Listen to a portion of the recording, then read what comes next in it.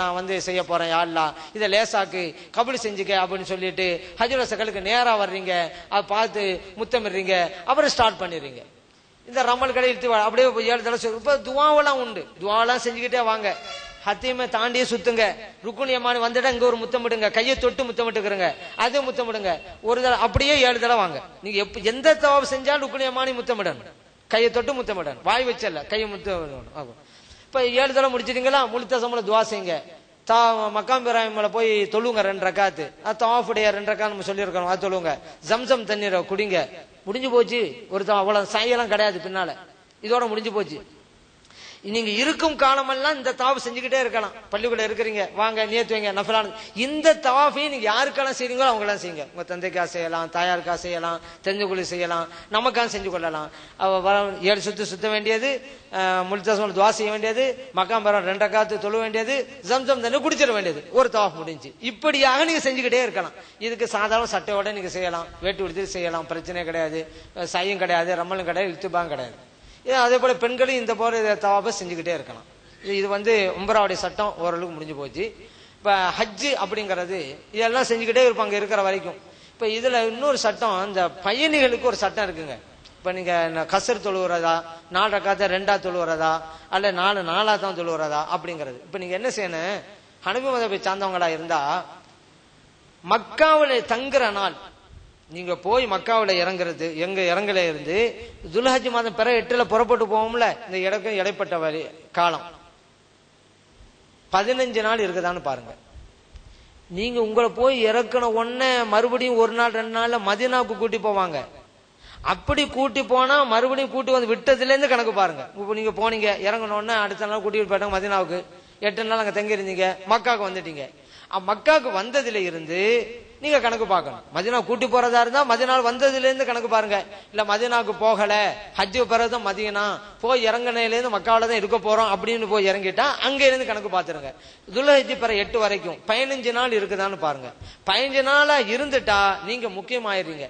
4 நாளா தான் தொழுவணும். இந்த கசர் 2 ரக்காத் சுருக்கி தொழுவது கிடையாது. ஏன் 15 நாள் அங்க தங்குறீங்க மக்காவுல, அப்ப நீங்க பயணி கிடையாது, 4 நாளா தொழுவணும். ஷாஃபி மதபை சார்ந்தவங்களா இருந்தா 4 நாள்னு பாருங்க. 4 நாள் தங்குற மாதிரி இருந்தா நீங்க முக்கியம், 4 நாளுக்குள்ளே இருந்தா தான் இங்க பயனியா இருக்குங்க. இப்ப ஹனபி மதபை சார்ந்தவர் வந்து ஒரு 13 நாள் தங்குறாரு, 13 நாள் தங்கிட்டு 14ஆவது நாள் மினாவுக்கு ஹஜ்ஜுக்கு புறப்படுறாருன்னு சொன்னா போய் இருந்த நாள் வந்து அவர் வந்து 15 நாள் இல்ல. அதனால 2 தான் தொழுவணும். நீங்க 4 ரக்காத்தை வந்து லொஹர் இருந்தா 2 தான் தொழுவணும், அது அசன் 2 தான் தொழுவணும். இமாமா தொழும் பொழுது இமாம் 4 ரக்காத் தொழும்போது நம்மளும் தொழுதுருவோம், பிரச்சனை இல்லை. தனியா தொழும் போது இந்த சட்டம். அதனால இந்த சட்டத்தை ஞாபகம் வச்சுக்கிறோம். இப்ப நம்ம எத்தனை நாள் மக்காவில் தங்குகிறோம் அப்படிங்கறத ஞாபகம் வச்சுக்கிறோம். சரி, இப்போ துல்ஹஜ் பிற 8ல தான் ஹஜ்ஜுடைய இபாதத்தை ஆரம்பமாகுது. நபிலாம் ஸல்லல்லாஹு அலைஹி வஸல்லம் அப்படிதான் செஞ்சாங்க. துல்ஹஜ் மாதம் பிற 8 சுபு தொழுத உடனே ஹஜ்ஜுக்கான ஏறாம் கட்டி விட்டு மினாவுக்கு போகணும். அங்க போயிட்டாமாக்கா, மினாவுக்கு போயிட்டீங்க, சுபு தொழுது தான் போறீங்க. அங்க போய் லுஹர தொழுவுறீங்க, அசர தொழுவீங்க, மகரிப தொழுவுறீங்க, இஷாவை தொழுவுறீங்க, அடுத்த நாள் சுபு தொழுவீங்க. 5 நேர தொழுகை அங்க தொழுவுறீங்க மினாவுல. அங்க எல்லாம் டென்ட் கூடாரம் எல்லாம் ஏசி கூடாரம் வச்சிருக்கிறாங்க, அங்க தொங்குறீங்க. ஆனா இப்ப என்ன தெரியுமா செய்யறாங்க, கூட்டம் நிறைய இருக்குது, எல்லாம் காலையிலே அழைச்சிட்டு போனா டிராபிக் ஜாம்ங்கிறதுனால நைட்டோட இப்ப கூட்டிட்டு போயிடுறாங்க. சுபு தொழுகைகள் அங்க போயிடலாம், அப்படி கூட்டிட்டு போயிடறாங்க. அப்படி போயிட்டாக்க உங்களுக்கு 6 வக்து அங்க தொழுவீங்க. அது இந்த துல்ஹஜ் மாதம் பிற 8 சுபுவை அங்க கிடைச்சிருதுல, அப்ப 6. ஆனா சட்டப்படி பார்த்தாக்கா காலையில தான் போகணும். இப்ப வசதி வாய்ப்புக்காக வேண்டி நைட்டை கூட்டிட்டு போய் விட்டுறாங்க நம்மளெல்லாம். இப்ப அங்க போய் ஒரு வேலையும் கிடையாது. அங்க அந்த அன்னைக்கு துல்ஹஜ் மாதம் பிற 8க்கு மினாவுக்கு போயிடுறோம்ல, அங்க வேலை என்ன தெரியுமில, 5 வக்து அங்க தொழுவுறே தான், டென்ட் இருந்துக்கிற வேண்டியதான். மீதி உள்ள நேரங்கள்ல திக்ரு, ஸலவாத்து, தல்பியா ஓய்ட்டு இருக்க வேண்டியதான். சரி, நம்ம துல்ஹஜ் மாதம் பிற 8ல தானே கிளம்புறோம், அது ஹஜ்ஜுக்கான ஏறாம் கட்டணும்லங்க. இதே சட்டம் உம்ராவுக்கு நான் என்ன சட்டம் சொன்னோம் அதே சட்டம் அங்க வந்துடும். அது ஏற்கனவே உங்களுக்கு சொன்னதுதான். குளிச்சுக்கிறங்க, இல்லாட்டா ஒது செய்யறது, ட்ரெஸ்ஸை போட்டுக்கிறங்க, 2 ரக்காத் தொழுவுங்க. 2 ரக்காத் தொழுவும் போது தலை மூடியே தொழுவுங்க. சலாம் கொடுத்தோன்னே தலை முடியை எடுத்துருங்க, அந்த மூடி இருக்கிறத எடுத்துக்கிறங்க. ஏன் நியத்து வைக்க போறோம், தலை திறந்துருக்கணும்ல. இப்போ நான் வந்து ஹஜ்ஜுடைய இபாதத்தை செய்ய போகிறேன், யா அல்லாஹ் இதை லேசாக்கு, இது அங்கீகரிப்பாயாக நியத்து வச்சிருங்க. உடனே தல்பியா சொல்லி போடுங்க. தல்பியா தெரியலையா அல்லாஹ் அக்பர் வார்த்தை சொல்லிருங்க, சுப்ஹானல்லாஹ் வார்த்தை சொல்லிக்கிறங்க. இப்படி சொல்லிட்டீங்களாக்கா இப்ப நீங்க இஹ்ராமுடைய சட்டம் எல்லாம் உங்களுக்கு வந்துடும். இனிமே எதெல்லாம் கூடாதோ அதெல்லாம் கூடாது, செய்யக்கூடாது நீங்க சட்டம். ஆனா இந்த மக்காவோட இருக்கும் பொழுது நீங்க உம்ரா செய்யறதா இருந்தா மஸ்ஜித் ஆயிஷாவுக்கு தான் போகணும்னு நம்ம சொன்னோம். மஸ்ஜித் ஆயிஷாவுக்கு போய் தான் இஹ்ராம் கட்டிட்டு வரணும், அப்பதான் நீங்க உம்ரா நிறைவேற்ற முடியும். ஆனா மக்காவில் இருக்கக்கூடியவங்க ஹஜ்ஜுக்கு ஒரு உம்ரா இஹ்ராம் கட்டுறதா இருந்தா மஸ்ஜித் ஆயிஷாவுக்கு எல்லாம் போக வேணாம். நீங்க எங்க இருக்கிறீங்களோ அங்கே இஹ்ராம் கட்டிட்டு போகலாம். இப்ப நீங்க லாட்ஜில் இருக்கிறீங்களா, லாட்ஜிலே இஹ்ராம் கட்டி நீ வச்சுக்கிட்டு போய்கிட்டே இருக்கலாம். இல்லையா ஒரு பரக்கத்து வேணும்னு நினைக்கிறீங்களா, மஸ்ஜித் ஹராமுக்கு வாங்க, ட்ரெஸ்லேயே லாட்ஜிலேயே ட்ரெஸ் எல்லாம் மாட்டிக்கிட்டு மஸ்ஜித் ஹராம் வந்துட வேண்டியது. அங்க இஹ்ராமுடைய 2 ரக்காத் தொழுதுட்டு நியத் அங்க வைங்க, ஹஜ்ஜுடைய நியத் அங்க வைங்க ஒரு பரக்கத்துக்கு. அதுக்கு மஸ்ஜித் ஆயிஷாவுக்கு போக வேணாம், எந்த இடத்தில் வேண்டுமானாலும் நியத்தை வைத்துக் கொண்டு புறப்படலாம். தல்பியாவை சொல்லிக்கிட்டே இருங்க போற இடமெல்லாம். அப்ப மினாவுக்கு போயாச்சு, அங்க தங்க வேண்டியது தொழ வேண்டியது. அங்க மினாவுல மஸ்ஜிதுல் ஹைஃப் அப்படின்னு ஒரு பள்ளியாசம் இருக்குங்க. அந்த ஹைஃப்ங்கிற இடத்துல தான் ஸல்லல்லாஹு அலைஹி வஸல்லம் அவர்கள் தங்கி இருந்தார்கள், தொழுதார்கள். அதை நீங்க பள்ளியாசலா கட்டி வச்சிருக்கிறாங்க. உங்களுடைய அந்த டென்ட், அந்த கூடாரம் அந்த பள்ளியாசல பக்கத்துல அமைஞ்சிட்டு வச்சுக்கிறங்க. ஒவ்வொரு வக்தும் அங்க போயிட்டு வந்துடலாம். பல நபிமார்கள் தொழுத இடம், மூசா அலைஹிஸ்ஸலாம் அவர்கள் உள்பட 70க்கும் மேற்பட்ட நபிமார்கள் தொழுத இடம் அந்த மஸ்ஜிதுல் ஹைஃப். அங்க அந்த இடத்துல முடிதா நீங்க தொலைவுல இருந்தா அவளுக்கு கஷ்டப்பட வேணாம், அதெல்லாம் மைல் கணக்குல கூட இருக்கும். அந்த பள்ளியாசலுக்கும் நீங்க தங்கி இருக்கிறது கூடாரத்துக்கும் பல கிலோமீட்டர் எல்லாம் இருக்கும். அப்படியெல்லாம் இருந்து ரிஸ்க் எடுக்க வேணாம்.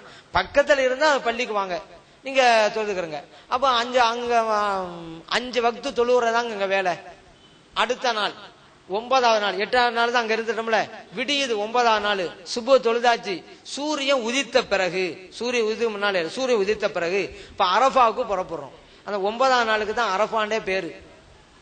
அந்த அரஃபாவுக்கு நம்ம போறோம். அரஃபாங்கிறது ஏன் பேர் வந்துச்சு அப்படின்னு கேட்டா, ஆதம் அலைஹிஸ்ஸலாம் அவர்களும் ஹவ்வா அலைஹிஸ்ஸலாம் அவர்களும் இந்த உலகத்திலே அறிமுகமான இடம், அறிந்து கொண்ட இடம். அரஃபாண்டால அர்த்தம் அறிந்து கொள்ளுதான் அர்த்தமே. அதுக்கு 2 பேரும் இருவேறு இடங்கள்ல இறக்கப்பட்டாங்க சொர்க்கத்திலிருந்து.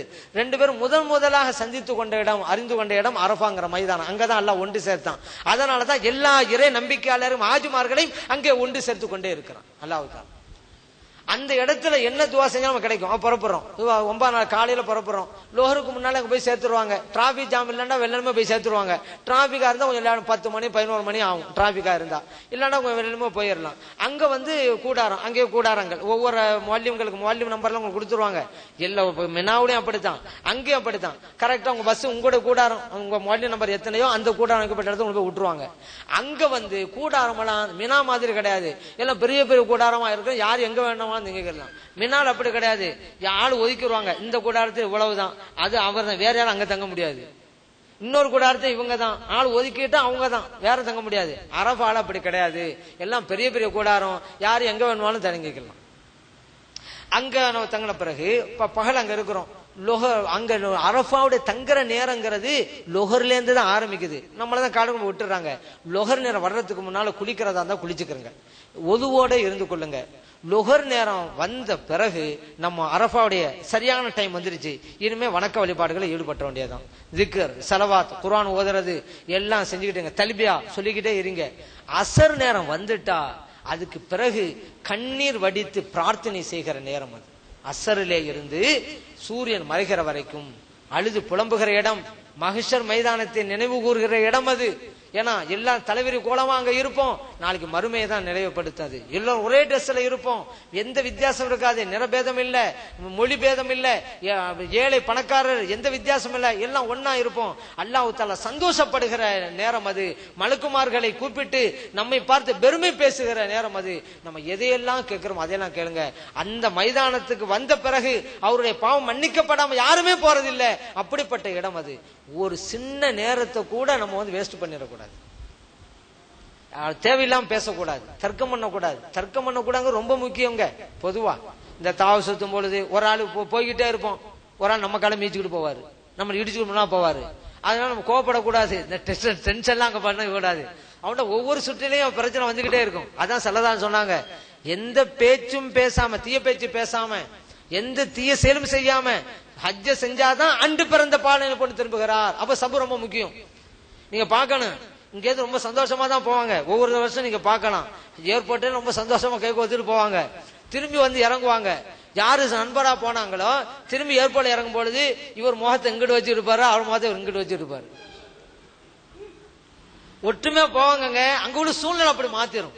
நம்ம அங்க உள்ள சிரமங்களும் சூழ்நிலைகளும் மனநிலை கொஞ்சம் மாத்தும். இங்க வந்து கொஞ்சம் அட்ஜஸ்ட்